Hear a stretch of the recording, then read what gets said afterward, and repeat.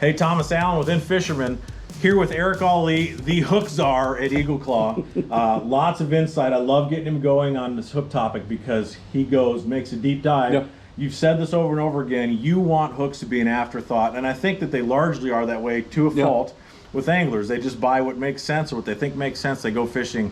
There is more to it than that. Yeah. And one of the things, I'll never forget this, I was working with a top name pro who changes hooks out on every single bait, and he goes, if one of those stock hooks fail, that could cost me a tournament. Now, I know you're going to get into this. Stock hooks are not necessarily a bad thing. You can absolutely take a bait out of the box and go fishing. But if you want to maximize that catch, and where we live here in Minnesota, smallmouth are plentiful. Jerk baits are a very popular way to catch walleyes, smallmouth, whatever you want, but we know those smallies love to come skying out of the water, and I'd say you land half of those fish on a jerkbait because the hooks are not perfectly matched to the bait. So I'm going to take these off, and you're going to explain why sometimes upgrading your hooks with an aftermarket option is a good idea. So yeah, I've got so much to say. First, as anglers, what's one of the things that we always want to do? We want to control the controllables, and by changing out stock hooks for what I would call upgrades, most definitely, is one of those ways you can control the controllables. And to dive a little deper in that, you can upsize your hooks. You can downsize your hooks. There's so many different things that you can do. And to affect the bait's action, if you want a little tail down action in a jerkbait, you can add a bigger hook on the back just to make that thing set. I'm dropping pliers, but set a little bit backwards. And I mean, that's actually scientific if you think about it. You want to maximize the way the bait performs. Hooks is a way to do that.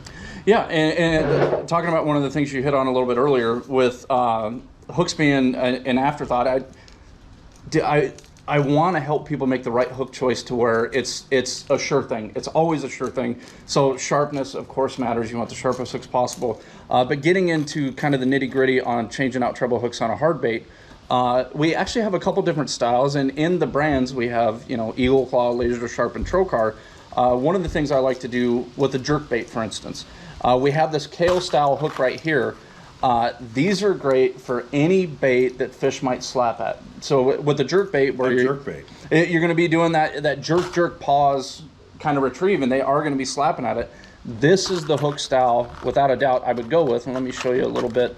Well, and that's your stock hook. And honestly, these are pretty sharp. These are nice looking hooks overall, but being able to make a subtle adjustment like that is going to end up with more fish in the boat. Look at the difference. So when you look at the bend, and as the hook comes out, it's coming in a little bit. When fish get pinned on this style hook, they're not going anywhere. So anytime a fish slaps at it, it's a done deal. This is a laser sharp hook, which means it's got a needle point, super sharp, and it's that deal. We're controlling controllables. This style is not something that you're going to see on many stock baits. So when you make an upgrade, and going backwards a little bit, when you do make an upgrade, it's not necessarily like for a pro. All the pros I know, that's what they do. They take stock hooks off almost immediately. But let's say that the hooks on a stock bait have served you well, but they're past their prime. You know what I mean? Well, that I would say that probably as an angler, not as a hook fanatic like you, and I use that in a positive sense. It absolutely is more beneficial to me to think about replacing hooks on a bait that works really well. And a lot of these lures, they're sometimes they're molded plastic, sometimes they're balsa, and you may have a particular bait that catches a lot of fish, and you want to keep using it. And the hooks are either broken, they're worn out. I can't tell you how many times I've broken stock hooks unpinning fish. That's a thing too. And I'm like, oh, now I got to put this one down. And I generally didn't take extra hooks with me in the boat. Now I take a little tray of hooks because sometimes that bait is the bait. So having that option is very important. Yeah, and you just touched on something else. So when it comes to hooks, I want to be just as quick as I can, but I can't be. So there's also strengths, you know what I mean? A 2X, a 3X, a 4X. Talking to Mr. Doug Stange, I was talking to him about gaps one day, and he informed me that there's a lipless presentation he likes to use where the strength of the treble hook and the tighter gap is important. So there's all kinds of different variables that you can play with. But jerkbait specifically, this kale style hook right here, okay, this is the way to go. If they're slapping at baits, this is the way to go. And another thing to consider too, with a suspending jerkbait, you can affect the action, and it's something you have to pay attention to. Like on a square bill, if you want to upsize your hooks, you can upsize them as long as they're not holding hands. You can get away with it. Right. On a jerk bait, you got to kind of watch it, and you're going to have to tune it a little bit afterwards. But the benefits of upgrading your hooks, I mean, you're talking about smallmouth. The odds are in your favor. Right? Well, walleyes also are extremely finicky fish, and when you have a group of fish like a school of walleyes in suspended waters, you generally have to match what they're eating almost perfectly. They're a very skeptical fish, so you definitely want to mess with some things. And let's say you got fish that you can see the rods going off, you see the bump or the planer boards moving, but you're not catching fish. I mean, that could be as simple as a hook issue. And changing to something a little bit bigger, if they're a little tentative in their strike, having it back just a micro of an inch is going to make a difference. And like we talked about earlier, affecting the action. Well, yeah, I mean, it's control the controllables. I can't express that enough. The opportunities that you have, you don't know when it's that fish that you've been waiting a lifetime for. Whether it's an upgrade that's going to win you AOY on your local tournament circuit, or AOY on the Elite Series or something like that, or just your personal best. The connecting point between you and your dreams is a hook. It's a hook. Put a little thought into it. And then forget about it. Like, yeah. I know we keep saying that. It's not a powerful message when you're trying to brand something, but really you want to have the quality of hooks, the quality of steel, or your weapon, if you will. It needs to be reliable, and you don't want to have to worry about it. Well, it's a thing. We want to bend over backwards to help you make the right choice of which style, which size to use. And then when you see one of the 3 brands on it, whether it's Eagle Claw, Laser Sharp, or Trocar, know that your hooks are taken care of.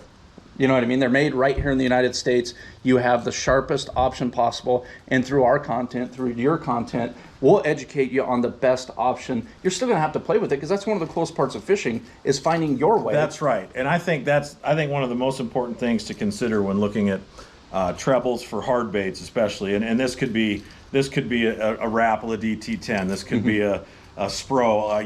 You make the choice. Whatever bait you're throwing, a lot of times they're going to come with adequate hooks. That does not mean that you shouldn't experiment with different sizes and weights of hooks to adjust that action, because we know as tournament guys, a lot of times what it takes to win are subtle detail tweaks. And this is one of those things, but like I say, if you have the hooks on hand to replace when they break, and hooks break, you may think about, hey, I wish that bait would run just a little deeper, but I don't want a whole nother size bait because then it'll run too deep. Sometimes your hooks are all you can do. And these hooks are sharp because I can't get them out of my fingers, that's why I'm struggling. But this is a good example. A small jerk bait like this, probably a good smallmouth option, definitely the kind of bait that it's a smaller profile, smaller hooks.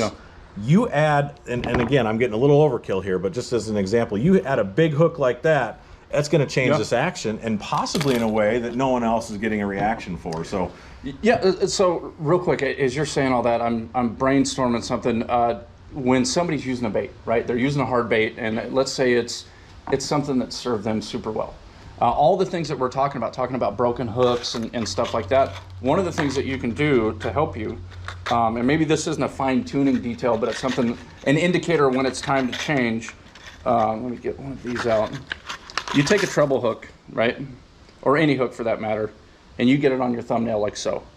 If that doesn't stick, you are not cooking with peanut oil. You do not have the best option tied on. It's not on the split ring, and the connecting. How many times have you caught walleye that you get them on the back treble and you just barely got them? Barely, like all the time.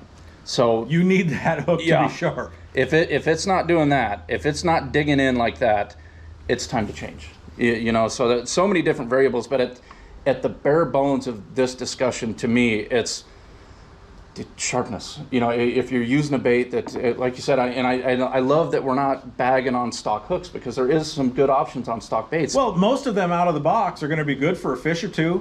Maybe a snag, maybe not. But that's the important thing. You said this to me the other day. I find it important that you want your bait in contact with structure. Now, a crankbait especially, you want banging into rocks or bumping into cabbage, or a flat bill bumping off, a square bill bumping off timber. inevitably you're going to sink those hooks into whatever structure you're dealing with. And I haven't generally checked my hooks, but you say after 2 or 3 connections with a piece of structure, you're checking the sharpness.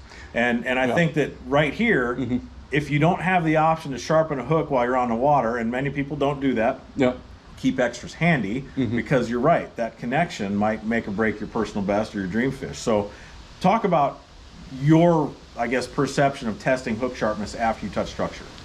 I would love to say that I'm always on top of it. I would love to say that. And the older I get, the better I am. But we talked about this, I think it was yesterday.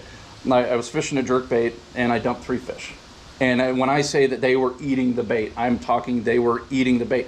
I was using stock hooks, which is not an excuse. But what had happened was I did the thing that I showed you guys earlier. I rubbed the treble hook against my thumbnail, and it didn't even slow down. And I go, okay, so that's the test. How often should you do the test? Every time you get snagged with every hook that you have tied on. And it takes less than a second to check. Yep, and it's one of those things. It's each angler has to decide their tolerance for unsharpness, I guess is the way to put it. Well, one of the things that I would definitely challenge anybody watching this is, you know, it's easy to say, well, I don't have any problems with the hooks I use. I've used the same hooks for years. I understand that. Yeah. And I've probably been doing that most of my career. But when you start paying attention to those details, you're going to be like, okay, so I see what the point is by checking the sharpness test on your thumbnail. I'm a musky fisherman, and so we're always checking hooks. I keep a file handy to those giant trebles. They don't necessarily affect the action, but you think about how hard the mouth is for a muskie or a pike. You need to have that hook go into that fish's mouth. Now with the bass, maybe not necessarily true, but as we saw yesterday in an upcoming episode of In-Fisherman TV, the trocars were puncturing the fish in the hard part of the mouth and going through. Why is that important? Well, I think if they were not, we wouldn't have been hooking all those fish. Yeah, and I think you unearthed something with that too. Muskie anglers, you guys work really hard for every opportunity. That's why hooks are so important, right? So we can learn from that as multi-species anglers, whether you're fishing bluegill, walleye, muskie, bass, saltwater. The opportunities are what we work hard for. Maximize them. Do everything that you can to control the controllables. And once you make it a routine, once you really make it a part of kind of your fishing ethos, it becomes second nature. Yeah. And it's worth the time. It's worth the effort to change the hooks, and it's most definitely worth the money, because you don't know if that next bite is the fish that you're going to be telling your grandkids about. Well, and like you said, control the controllables. And the older I get, I'm learning that paying attention to the details does matter. Yeah. And so I think that there's a lot of value in considering hook quality out of the package versus aftermarket, or as those original hooks get damaged, replacing them. Once a year, I spend some time right here where we're at, changing hooks, sharpening hooks with the musky baits, organizing, do the best I can. But a tool, I got to say, I like this little thing. I'm hoping this is going to stay here. For sure. Every angler should have this in their boat. Not just because what we're talking about. This is a, help me here with what split you ring call it. pliers. Split ring pliers. You want to know when this has saved my life? When I had a jerkbait treble buried in my hand. So not only is it important when you're changing hooks, but also if you happen to get hung up yourself. Tool. It's a safety tool, because you don't want the rest of that lure hanging on there. But I mean, listen, Eagle Claw has such an extensive list of hooks. You're going to find the treble for your bait. And you know, there's actually some printouts that you can get that show actual size of hook sizes. And so if you print that out, I actually have one around here somewhere. You can hold it up and say, okay, this is a, we'll just assume number 5, number 6 treble, something like that. I need to replace those on 4 of these baits. You can buy that from Eagle Claw, but along with a plethora of other hooks. So if people want to learn a little bit more about where they can get their hooks, where should they look? You can go to eagleclaw.com. Reach out to us on social too. Anything that we can do to help. This has been fun. From Eric, I'm Thomas. Listen, we're gonna do more of these. Please check them out. Educating yourselves on hooks are it's not only more enjoyable than you would assume up front. It's going to help you make a better decision on the water, and ultimately that makes more fish. If you liked what we're talking about today, kindly hit the thumbs up button. Maybe hit the subscribe button down over here, and we'll see you here on the next video.